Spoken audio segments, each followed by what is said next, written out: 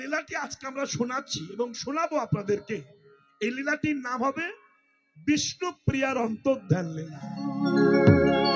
আমাকে আসার সময় একটু ফোন করে ভক্ত বললেন যে আপনার কিন্তু বিষ্ণুপ্রিয়ার অন্তর্ধান গাইতে হবে, এটা আমরা শুনবো, অনেক ভক্তের ইচ্ছা। বেশ, আমরা বিষ্ণুপ্রিয়ার অন্তর্ধান গাইবো। সেটা কি জিনিস জানেন? হলো যে মহাপ্রভু চলে গিয়েছিলেন, আমরা জানি তিনি কোথায় গেলেন। কোথায় গেলেন? কেউ বলছে পিটিয়ে মেরেছে, কেউ বলছে সাগরে ঝাঁপ দিয়ে মরেছে, কেউ বলছে টুটা গোপীনাথে বিলীন হয়ে গেছেন, আবার কেউ বলছে যে শাস্ত্র বলছে, আদি শাস্ত্র বলছে গম্ভীরা থেকে রাধা নাম করতে করতে কাঁদতে কাঁদতে ওই যে ঢুকে গেল জগন্নাথ মন্দিরে, আর বাহির হয়নি, জগন্নাথের সঙ্গে বিলীন হয়ে গিয়েছিল। তাহলে মহাপ্রভুর অন্তিম দশা দেখলাম, কিন্তু বিষ্ণুপ্রিয়া দশা কি হলো, বিষ্ণুপ্রিয়া কোথায় গেল, তার পরিণতি কি হলো, এই বিষয়টা আমরা আজকে একটু আস্বাদন করব। অসুবিধা নাই তো? শুনুন, খুব বেশিক্ষণ নয়, ঠিক টাইমে ছেড়ে দেবো, আমি আপনাদের ঘুমাবার ব্যবস্থা করে দেবো, কিন্তু এই জিনিস আর পাবেন না। শুনে যান, কত মধুময় জিনিস আস্বাদন। একা একা প্রসাদ দিলে কি হবে? আরো 2-5 জন ঢুকে যাবে, একা দিলে তো অনেক সময় লেগে যাবে, জানি তাই। মাগো আর 2-4 জন দাও গো, নইলে আসরটা নষ্ট হয়ে যাবে। হরে কৃষ্ণ। তাই মহাজনস্য গতস্য পন্থা, তাই গৌরাঙ্গ মহাপ্রভু। আস্তে আস্তে গাহ পুনঃ পুনঃ গৌরাঙ্গের গুণ, সরল করিয়া মন, এভাবে সাগরে এমন দয়াল নাহি হবে একজন। গৌরাঙ্গ বলিয়া না গেল গলিয়া, কেমতি ধরিছ গৌরাঙ্গ বলিয়া না গেল চলিয়া, কেমতি ধরিছে পাশুরহিয়া পাশান দিয়া, কেমন গড়িয়াছে সে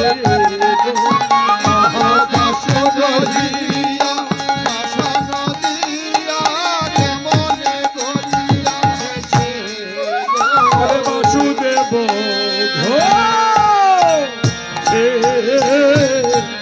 বলে। এই আর খুব কথা করে লাগে। প্রকাশ হলো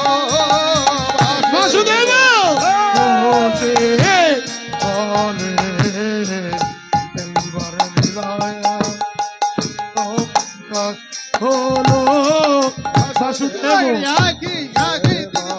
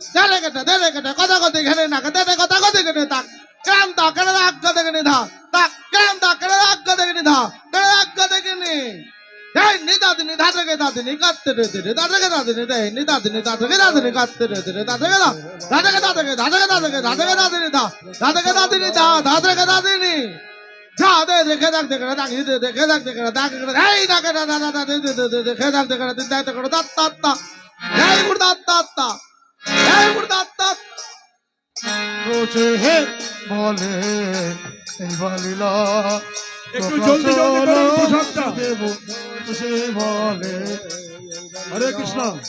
প্রকাশ হলো বাসুদেব সে বলে এইবার লীলা প্রকাশ হলো বাসুদেব সে বলে এইবার লীলা প্রকাশ হলো বাসুদেব সে বলে এইবার লীলা প্রকাশ হলো বাসুদেব সে বলে এইবার লীলা প্রকাশ হলো বাসুদেব ঘোষে বলে এই বলিলা প্রকাশ হলো বাসুদেব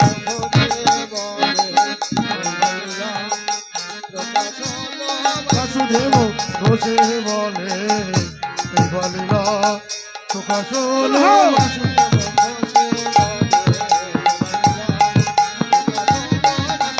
ঘোষে বলে এই বলিলা প্রকাশ হলো বাসুদেব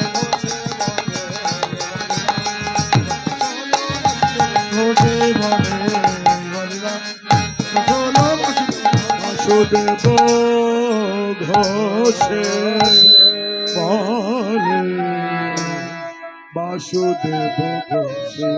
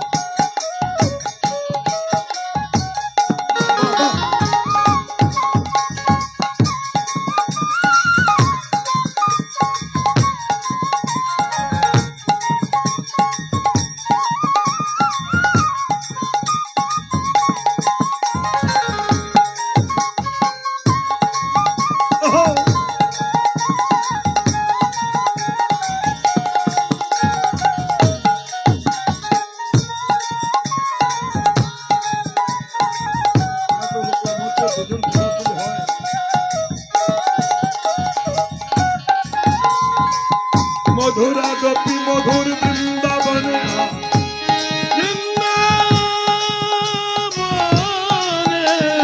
মধুময় নবদ্বীপ ধামে শশীমা কাঁদে নিমাই বলে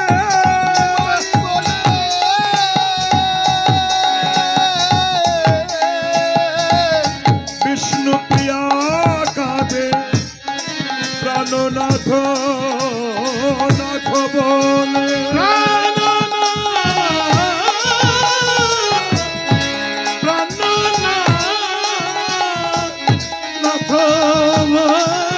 হে প্রাণনাথ একবার এসো হে এসো হে কোন অপরাধে ছেড়ে গেলে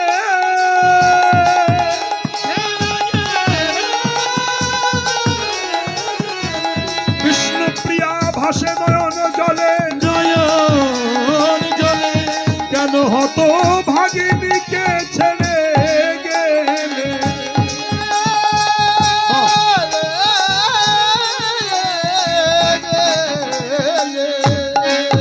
বল কি কারণে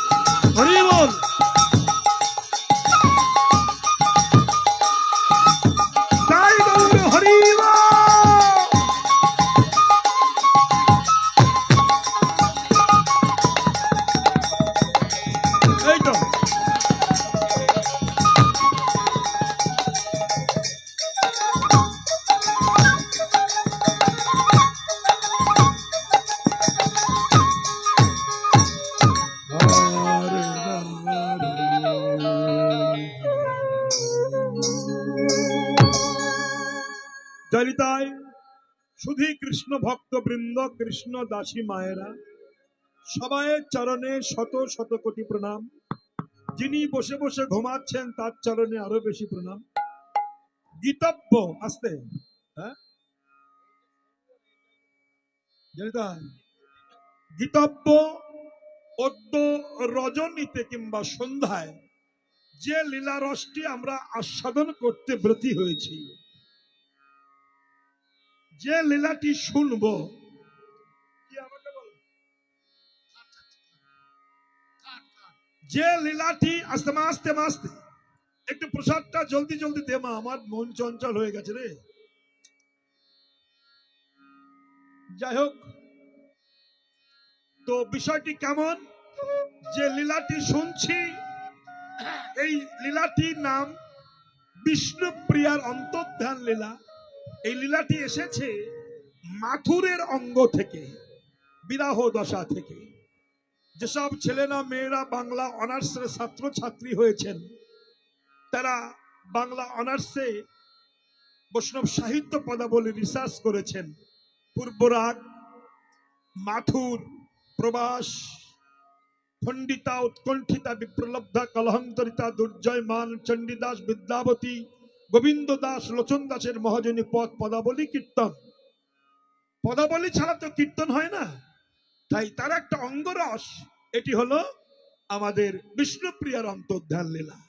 এই অন্তর্ধান লীলার থেকে যদি পারি এটা শুনিয়ে আমি একটু বিরাহ রসার দশা আস্বাদন করব।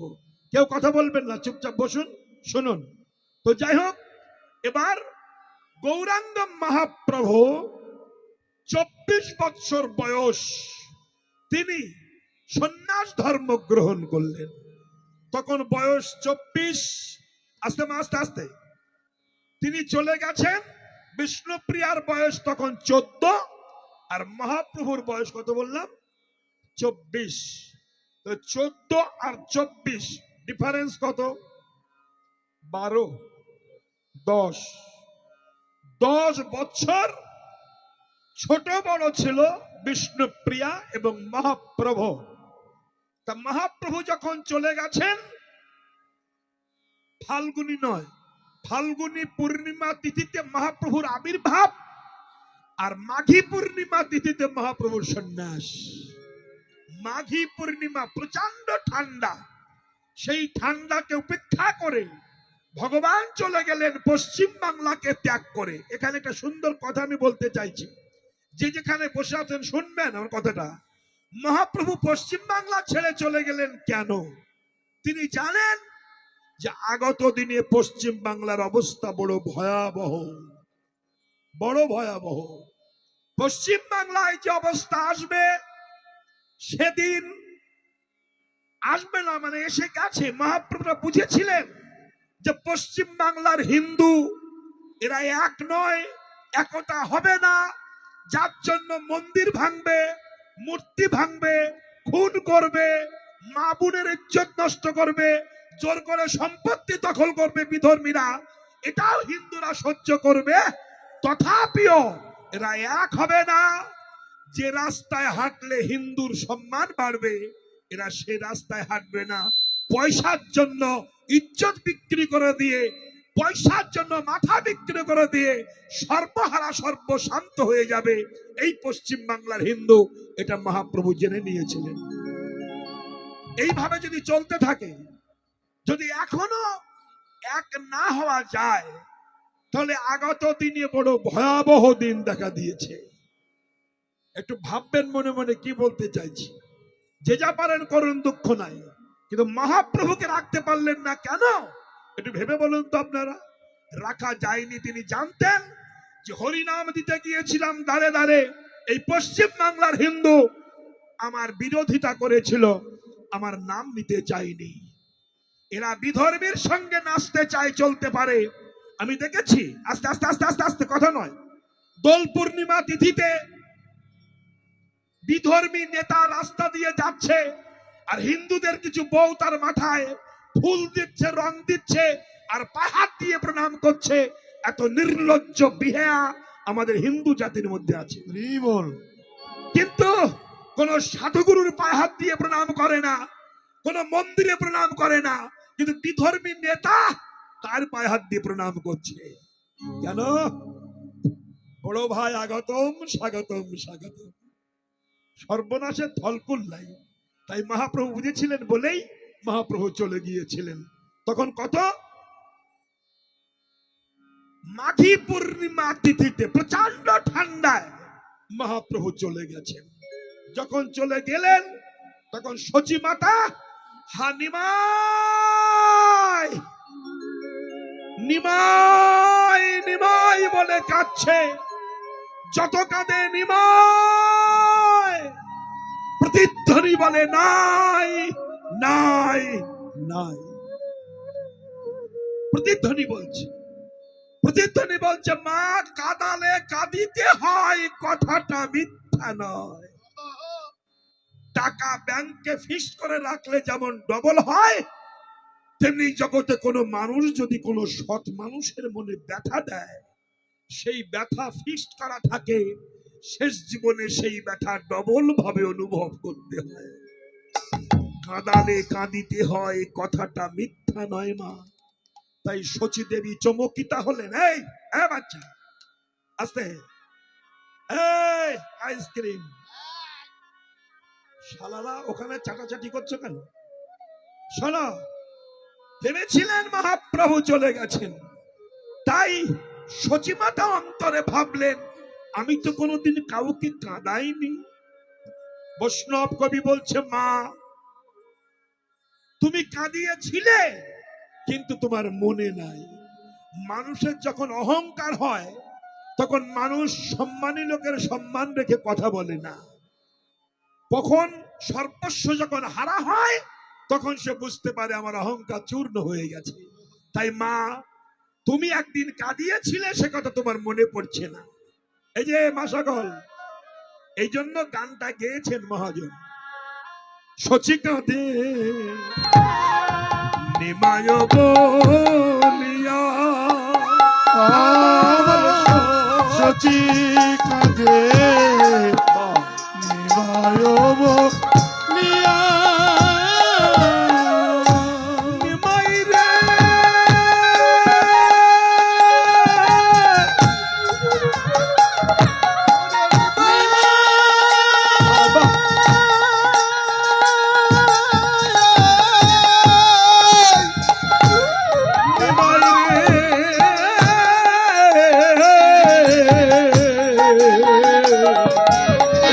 সচি কাঁদে নিমায় বলিয়া,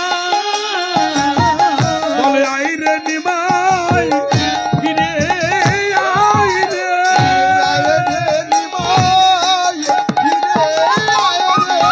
আমার শচী মা কাঁদে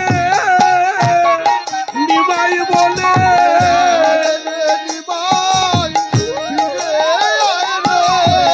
সচি মা কাঁদে নিমাই বলে, নিমাই তুই ছাড়া আমার আর কেহ নাই। তুই ছাড়াই আমার আর কেহ নাই, তুই ছাড়াই আমার আর কেহ নাই। একবার প্রেমানন্দে হরি বলে, প্রেমানন্দে হরি বলে, বলে আই রে নিমাই আই রে ফিরে।